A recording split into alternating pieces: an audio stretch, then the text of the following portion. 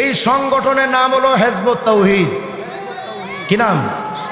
আমার কাছে যে বইটা আপনারা দেখতে পাচ্ছেন এটা হলো হিজবুত তাওহীদের বই। কার বই? আমাদের সেলিম ভাই চোখ বন্ধ করে যখন বক্তব্য দেয় মনে করে ওর কথা কেউ দেখে না। কাউয়া চিনেন আপনারা? কাউয়া দেখবেন যখন কাউয়া চোখ বন্ধ করে ও মনে করে ওরে আর কেউ দুনিয়ায় দেখে না। তা আমার সেলিম ভাই যখন চোখ বন্ধ করা মহিলা মগাহেদাদের সামনে যখন বক্তব্য দেয় তখন মনে করে যে হের সামনে আর কিচ্ছু নাই। তবে সেলিম রে এটা মনে রাখতে হবে, বাতিল যেখানে হক সেখানে।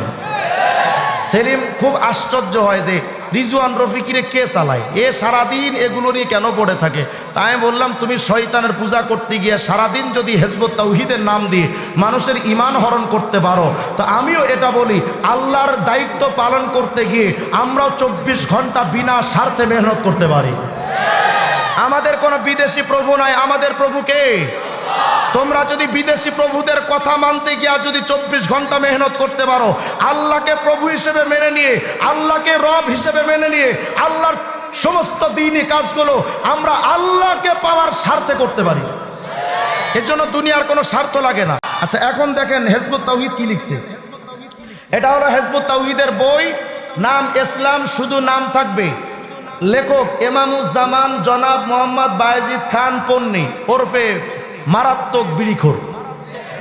আচ্ছা পৃষ্ঠা নাম্বার 133 কি বলে? হিজবুত তাওহীদের প্রতিষ্ঠাতা বায়েজিদ খান পন্নী এক বক্তব্যে বলছে আল্লাহ আমারে কইছে। কি কইছে?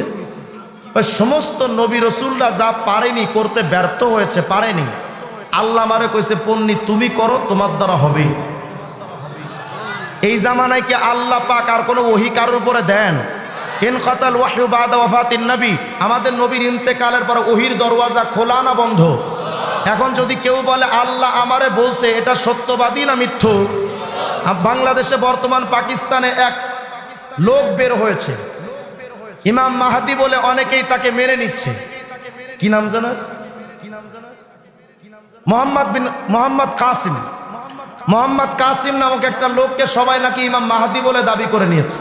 সে কখনো কয় আল্লাহ আমাকে এটা বলছে, এটা বলছে, ওটা বলছে, এটা বলছে। এটাই তো সে চরম পর্যায়ে যে মিথ্যুক, এটাই তো বড় প্রমাণ যে সে দাবি করে আল্লাহ এটা বলছে। এই জামানায় কি ওহীর দরওয়াজা খোলা না বন্ধ? সুতরাং ধোকা খেয়ে কেউ ওদিকে যায় না। মনোযোগ দেন। তো বায়েজিদ খান পন্নী কয় আল্লাহ আমারে বলছে পন্নী সকল নবী রাসূলদের দ্বারা যা হয়নি তুমি করো, তোমার দ্বারা হবে। আমি চিন্তায় পড়ে গেলাম যে শয়তান মিছা কথা কইলেও তো কারণ থাকে। এই শয়তান যে মিথ্যাটা বলল নিশ্চয়ই কোনো কারণ আছে, নিশ্চয়ই এমন কোনো কাজ আছে যেটা নবীরা পারেনি, পন্নী পারছে। আমি খুব গবেষণা করে দেখলাম কি হতে পারে, কি হতে পারে। তো খবর নিয়ে দেখলাম যে হ্যাঁ আছে একটা। কি সেটা? বিড়ি টানা। বায়েজিদ খান পন্নী জীবনে এত বিড়ি টানা টানছে, চাপা সুবা ভাঙ্গা পুরা হিরো আলম ফেল। এটা হলো বায়েজিদ খান পন্নীর বই। এটার 133 নম্বর পৃষ্ঠার মধ্যে লিখেছে, দেখেন কি কয়। আল্লাহ রসুলের ব্যক্তিগত কোনো কিছু মেনে চলার জন্য তিনি আমাদেরকে বলেননি। নাউজুবিল্লাহ কয় না? নবী বললেন আল্লাহকে মানো, নবীকেও মানো, যারা নবীকে মানবে না তারা জাহান্নামে যাবে। বায়েজিদ খান পন্নীরা লেখে যে আল্লাহ রসুল আমাদের কোনো কিছু মেনে চলার জন্য তিনি আমাদেরকে বলেননি। আচ্ছা এটা গেল একটা প্রমাণ। আর একটা প্রমাণ নেন, এই বইটার 105 নম্বর পৃষ্ঠার মধ্যে যান। 105 নম্বর পৃষ্ঠা লিখতেছে জেহাদ ছেড়ে দেওয়ার পর নবীর সুন্নাহর বিকল্প হিসেবে নেওয়া হলো তার ব্যক্তিগত অভ্যাস, অনভ্যাস, পছন্দ, অপছন্দ ইত্যাদি, যেগুলোর সাথে তার জীবনের মুখ্য উদ্দেশ্য, তার ওপর আল্লাহর দেওয়া দায়িত্বের কোনো সম্বন্ধই নেই, যেগুলো নেহায়েত ব্যক্তিগত ব্যাপার। তার মানে নবীজির যে সুন্নাতগুলো আছে বলে এগুলো তার ব্যক্তিগত ব্যাপার, এগুলোর সাথে দ্বীনের কোনো সম্পর্ক নাই। এবং এই বইটার 131 নম্বর পৃষ্ঠার মধ্যে গিয়ে আরো স্পষ্ট করে তারা লিখছে নবীজির যে সুন্নাত আমরা মানি, বিশেষ করে প্রকৃতপক্ষে দাড়ি, টুপি, পাগড়ি, জব্বার সাথে ইসলামের কোনো সম্পর্ক নেই। আচ্ছা এটা গেল 3টা প্রমাণ। আর একটা বই আছে আমার ওদের, এই বইটার নাম হলো আকীদা। এই বইটার 16 নম্বর পৃষ্ঠার মধ্যে গিয়া কি লিখছে দেখেন। ওই মহানবী তার সুন্নাহ বলতে শুধু তার নিজের সুন্নাহ বলেন না, আচ্ছা আরো লিখতেছে তার খাওয়া শোয়া ওঠা বসা ইত্যাদি নেহায়াত ব্যক্তিগত পছন্দ অপছন্দের ব্যাপার। তার সুন্নাহ বলতে তিনি কখনো এগুলো বুঝাননি, বুঝালেও এগুলো পালন না করার জন্য তার উম্মাহ থেকে বহিষ্কার অবশ্যই বোঝাননি। তার মানে তারা স্পষ্ট করে এদিক সেদিক করে বুঝাতে চায় নবীজির এই ব্যক্তিগত সুন্নাতগুলো মানার দরকার নাই। আরও স্পষ্ট করে বিরাট এক লম্বা লেখা, পড়তে গেলে টাইম লাগবে। এখানে লিখেছে যে দাড়ি, এখানে তারা বুঝাতে চেয়েছে মিসওয়াক, জুব্বা, পাগড়ি ইত্যাদি কুলুক টুলুক যেগুলো সুন্নাত বলে আমরা পরিচিত সমাজে, বলে এগুলো জাহান্নামী দলের সুন্নাত। বলেন এখন আপনি আমাকে জানান এরা মুসলমান না কাফের? বলেন মুসলমান না কাফের? আচ্ছা, আমরা জেনেছিলাম আল্লাহকেও মানতে হবে, নবীকেও মানতে হবে, সাহাবায়ে কেরামকেও মানতে হবে। হিজবুত তাওহীদ এইটা একটা বই আছে আমার কাছে, নাম ইসলামের প্রকৃত রূপরেখা। এই বইটার 54 নম্বর পৃষ্ঠার মধ্যে গিয়া হিজবুত তাওহীদ লিখেছে, বিরক্ত হচ্ছেন না তো আপনারা? বিরক্ত হেন না। লিখতেছে নেতার আদেশ যদি ভুল মনে হয় তবুও তা দ্বিধাহীনভাবে পালন করবে। নাউজুবিল্লাহ, আসতে কইলেন। লা তাআতা লিমাখলুকিন ফি মাসিয়াতিল খালিক, আল্লাহর নাফরমানি হয় এমন বক্তব্য নেতা দিলেও মানা যাবে যাবে। আর হিজবুত তাওহীদ কয় নেতার আদেশ যদি ভুল মনে হয় তবুও তা দ্বিধাহীনভাবে পালন করবে। একদিকে বলে নবীর সুন্নাতগুলো পালন করা জরুরি না, আবার কয় তাদের নেতাদেরকে পরিপূর্ণভাবে মানতে হবে। ওদিকে মির্জা কাদিয়ানী কয় অন্য সব কিছু বাদ, শুধু মির্জাকে মানতে হবে। হিজবুত তাওহীদ বলে নবীর সব সুন্নাত বাদ, শুধু নেতার কথা ভুল হলেও মানতে হবে। আহলে কোরআনরা বলে শুধু কোরআন মানতে হবে, হাদিস টাদিস মানা যাবে না। বলেন এরা সবগুলো মুসলমান না কাফের? আশ্চর্য ব্যাপার, চতুরভাবে তারা ইসলামকে ধ্বংস করে ছাড়ছে। আরো আশ্চর্য ব্যাপার, এটা একটা বই আমার কাছে আছে, এই বইটার নাম হলো দাজ্জাল। কি নাম? দাজ্জাল। লেখক হলো ছোট দাজ্জাল বায়েজিদ খান পন্নী। বইটার নাম দাজ্জাল, লেখক ছোট দাজ্জাল বায়েজিদ খান পন্নী। এই বইটার 89, 90, 93, 89, 90, 93 এখান থেকে 3টা পৃষ্ঠা পড়বেন তো দেখবেন তারা লিখেছে নবীকে কেন মানা যাবে না, নেতাকে কেন মানতে হবে, এর পেছনে কারণটা এখানে বোঝানো আছে। তারা বুঝাতে চাই ভুল হলেও নেতার কথা মানতে হবে, আর ওদিকে বলে নবীকেও মানা যাবে না। এখন নবীর চাইতে নেতার গুরুত্ব কেন? এই বইটার 89, 90, 93 3টা পৃষ্ঠার মধ্যে দাজ্জাল নামক বইয়ের মধ্যে লিখেছে হিজবুত তাওহীদের সকল সদস্যদের মর্যাদা নবী রাসূলদের চাইতেও বেশি। তো সদস্যদের মর্যাদা যদি নবী রাসূলের চাইতে বেশি হয় তাহলে তাদের নেতাদের মর্যাদা নিশ্চিত আল্লাহর চাইতেও বেশি। এখন আপনি আমাকে সিদ্ধান্ত দেন, আরো ক্লিয়ার কাট শুনেন। হিজবুত তাওহীদের বক্তব্য হলো দাড়ি টুপির সাথে ইসলামের সম্পর্ক নাই, বোরখা শয়তানের আবিষ্কার করা, সমস্ত আলেমরা কাফের মুশরিক, কিন্তু নাস্তিকরা মুত্তাকি। আস্তে কোন নাউজুবিল্লাহ। যদি আপনার কাছে মোবাইল থাকে এখনই আপনি ঢুকবেন হয়তো, কারণ এটার বক্তব্য তারা কোনো বইয়ের মধ্যে ওভাবে তারা লেখেনি, একটু এড়িয়ে লিখেছে, কিন্তু স্পষ্ট করে তারা তাদের ওয়েবসাইটে লিখেছে।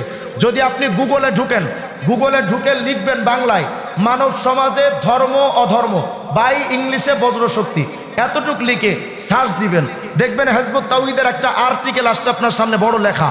এই লেখাটার একেবারে শেষ পর্যায়ে গিয়ে দেখবেন লিখেছে বর্তমানে শুধু ইসলাম পালন করতে হবে এমন কথা নেই, যে কোনো ধর্ম পালন করে জান্নাতে যাওয়া যায়।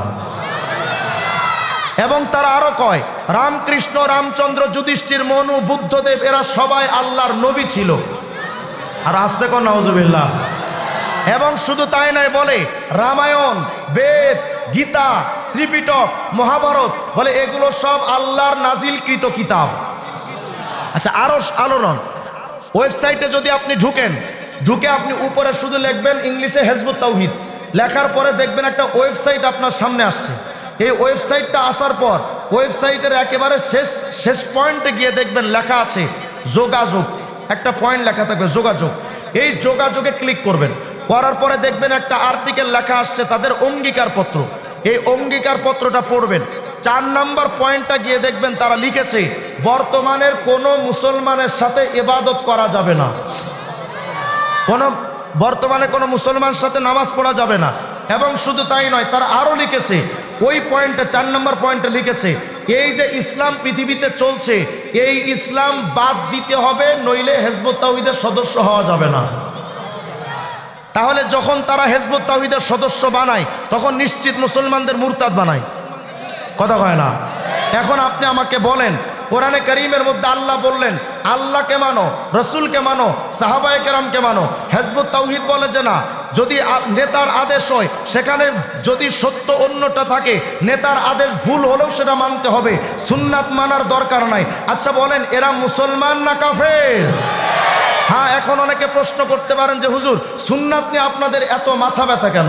সুন্নাত না হলে কি হয়? শুধু ফরজ হইলেই তো হয়। খুব মনোযোগ দেন। আপনাদের এদিকে আলু চাষ করে মানুষ? আলু চাষ করে নাকি? আচ্ছা, আলু চাষ যখন করে, এখন তো শীতের মৌসুম, হয়তো আলু লাগানো হয়ে গেছে, কিছুদিন পরে এই জমিতে গাছ উঠবে না? একটু সারা দেন, গাছ উঠবে না? গাছ উঠলে তখন চাষিরা কি করে? এই জমির চতুর্পাশে একটা ঘেরাও দেয়। ঘেরাও দেয় না? কেন? মনে করেন হিরো আলম গেছে, গিয়া দেখে চাচা একটা ঘেরাও দিচ্ছে। হিরো আলম জিগায় যে চাচা কি করো? ওই যে আলু লাগিয়েছি বাজান, এখানে গরু ছাগল আসতে পারে, এর জন্য বেড়া দিচ্ছি যেন কেউ না আসে।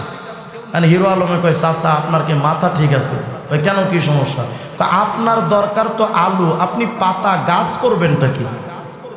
আর চাচাই কয় যে হিরো আলম, আসলে তুই যে প্রশ্ন করছস, আমি তো আরো পেরেশানিতে পড়ে গেলাম। আমি তো এমন পেরেশানিতে পড়ছি, গরু ছাগল আসলে তত সমস্যা না, তোর মতো ছাগল আসলে যত সমস্যা।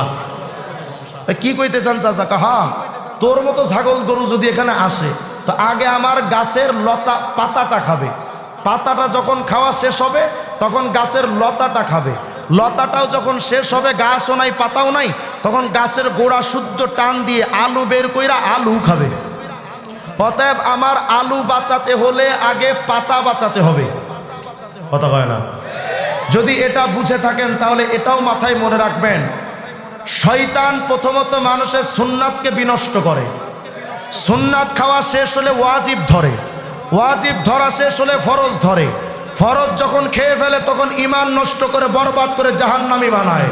এই জন্য যারা সমাজে সুন্নাত বাদ দিতে চায়, মূলত তারা তাওহীদবাদী নয়, শয়তানের উত্তরসূরি। এটা তো গেল এক প্রকার। এখন আপনি আমাকে সিদ্ধান্ত দেন, আহলে কোরআন মুসলমান না কাফের? হিজবুত তাওহীদ মুসলমান না কাফের? কাদিয়ানীরা মুসলমান না কাফের?